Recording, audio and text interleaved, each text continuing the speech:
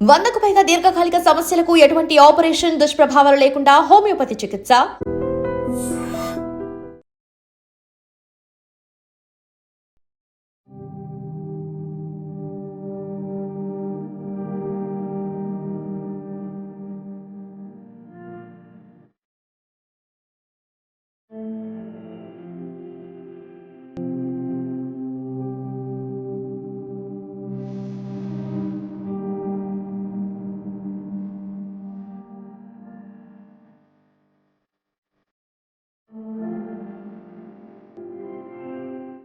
మంచిర్యాల జిల్లాకు సంబంధించిన ఒక ఇద్దరి వ్యక్తులు, అది వాళ్ళు చిన్నప్పటి నుంచి ప్రేమలో ఉండడం, ఆ తర్వాత మరి కుటుంబాలు ఒప్పుకోలేదు కాబట్టే ఇంత పెద్ద నిర్ణయం తీసుకున్నారా అనేది పెద్ద ఎత్తున ఇప్పుడు చర్చ అయితే నడుస్తోంది.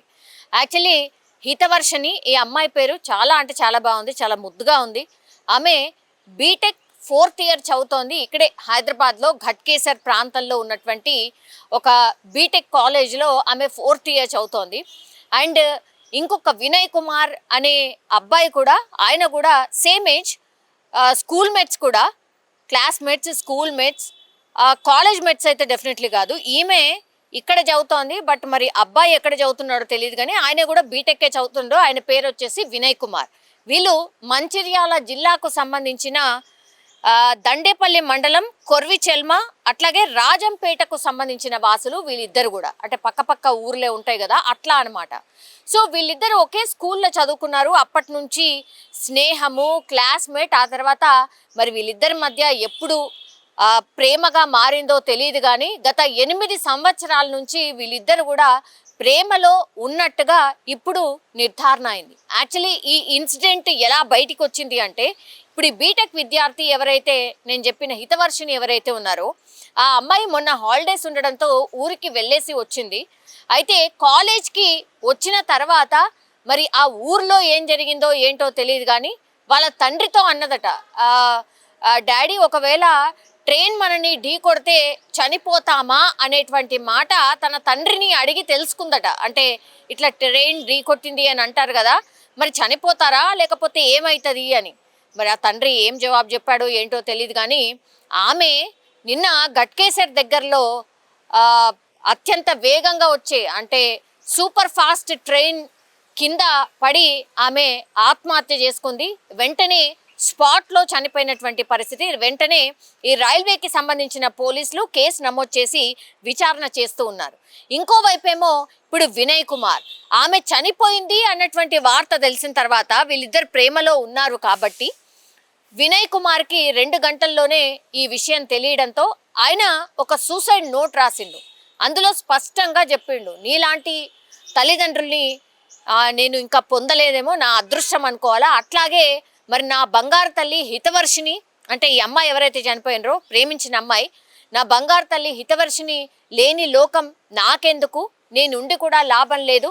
కాబట్టి ఆమె చనిపోయిన తర్వాత ఇక్కడైతే ఎలాగో కలిసి ఉండే పరిస్థితి లేకుండే, కాబట్టి అట్లీస్ట్ పైలోకంలో అయినా సరే అక్కడైనా మేము ప్రశాంతంగా కలిసి ఉండగలుగుతామని ఆశిస్తున్నాము అంటూ ఆ లేఖలో రాసుకొచ్చినటువంటి సిచ్యువేషన్ అయితే కనిపిస్తోంది. నెక్స్ట్ జన్మలో అయినా సరే మనమిద్దరం కలిసి జీవిద్దాం, మనం ఏవైతే కలలు కన్నామో ఈ జన్మలో కలిసి జీవిద్దాం అనుకున్నాం, కానీ సాధ్యపడలేదు.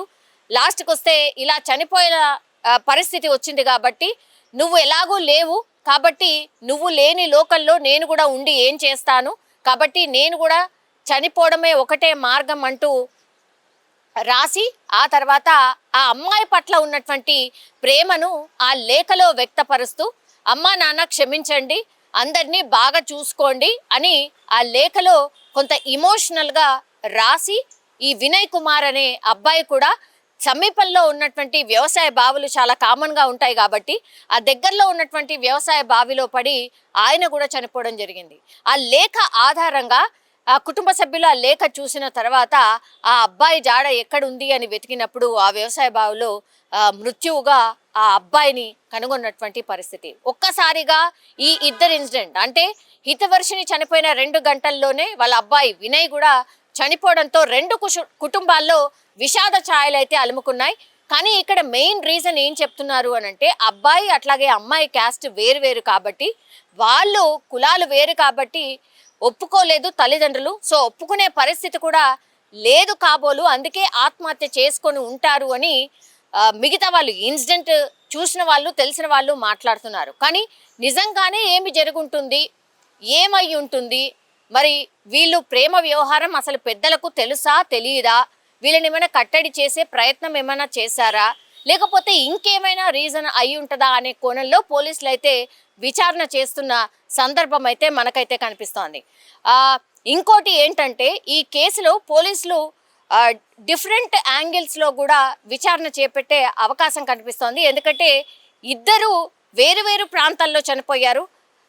వీళ్ళిద్దరి ఫోన్స్ని కూడా స్వాధీనం చేసుకొని తల్లిదండ్రులకు కూడా విచారణ నిమిత్తం వాళ్ళని కూడా పిలిచి అసలు ఏం జరిగింది ఏంటి అని కనుక్కున్న తర్వాత ఏమై ఉంటుంది, వీళ్ళిద్దరూ ఆత్మహత్య చేసుకోవడానికి రీజన్ ఏంటి, ఎంతకాలంగా మీకు విషయం తెలుసు, మీకు తెలుసా వీళ్ళు ఆత్మహత్య చేసుకుంటామని కూడా మీకేమైనా చెప్పారా, మీరేమన్నా ఒత్తిడి తెచ్చారా అని విచారణ నిమిత్తం అడిగే ఛాన్సెస్ అయితే కనిపిస్తున్నాయి. పోలీసులు కూడా ప్రాథమికంగా కొంత సమాచారం కనుక్కున్నప్పుడు వీళ్ళిద్దరు కులాలు వేరు కాబట్టి అమ్మ నాన్నలకు విషయం తెలిసిన తర్వాత ఆ అమ్మాయికి నువ్వు 4th ఇయర్ అయిపోయిన తర్వాత మీకు పెళ్లి చేస్తాము, నీకు పెళ్లి చేసేస్తాము అన్నటువంటి మాట ఈ అమ్మాయికి చెప్పినట్టుగా ప్రాథమికంగా విచారణలో తెలిసినటువంటి విషయం అయితే కనిపిస్తోంది. ఇంకా వినయ్ కుమార్తోని లాస్ట్ కాల్ మాట్లాడింది ఆ అమ్మాయి. ట్రైన్ కింద పడే కంటే ముందు ఆ అమ్మాయి లాస్ట్ కాల్ డేటా సర్చ్ చేసినప్పుడు వినయ్ కుమార్తోని లాస్ట్లీ మాట్లాడింది. సో ఇన్ఫర్మేషన్ ఇచ్చింది, నేను ఇలా ట్రైన్ కింద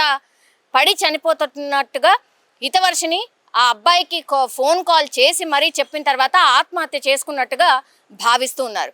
సో వీళ్ళిద్దరి కులాల ఇష్యూనా లేకపోతే ఇంకేమైనా ఇష్యూనా, మరి ఏం జరుగుంటుంది ఏంటి అనేది కూడా పోలీసులు విచారణ అయితే చేస్తున్నారు. కానీ ఒకటి మాత్రం చెప్తూ ఉన్నారు, ఈ ఇన్సిడెంట్ తర్వాత తల్లిదండ్రులైనా లేకపోతే ఇట్లా ప్రేమించుకునే పిల్లవాళ్ళైనా సరే ఒకటే చెప్తున్నారు పోలీసులు, దయచేసి మీరు క్షణికావేశంలో ఇట్లాంటి డిసిషన్స్ తీసుకోవద్దు, తల్లిదండ్రులకు శోకాన్ని మిగిల్చొద్దు, ఫైట్ చేయండి, చెప్పే ప్రయత్నం చేయండి, లేకపోతే విడిపోయే ప్రయత్నం ఏమైనా చేయండి. కానీ ఇట్లా మీరు క్షణికావేశంలో దయచేసి ఇట్లాంటి డిసిషన్స్ తీసుకోవద్దు అనేటువంటిది అయితే అంటే ఒక అవగాహన చెప్పే ప్రయత్నం అయితే పోలీసులు చేస్తున్నటువంటి సిచ్యువేషన్ అయితే కనిపిస్తోంది. కానీ మంచిర్యాలలో ఒక్కసారిగా ఒకే జిల్లాకు సంబంధించిన అలాగే పక్కపక్క ఊర్లకు సంబంధించిన క్లాస్మేట్స్కి సంబంధించిన ఇన్సిడెంట్ ఇద్దరు చనిపోవడంతో ఇప్పుడు ఒక రకంగా చర్చనీయాంశంగా మారిపోయింది.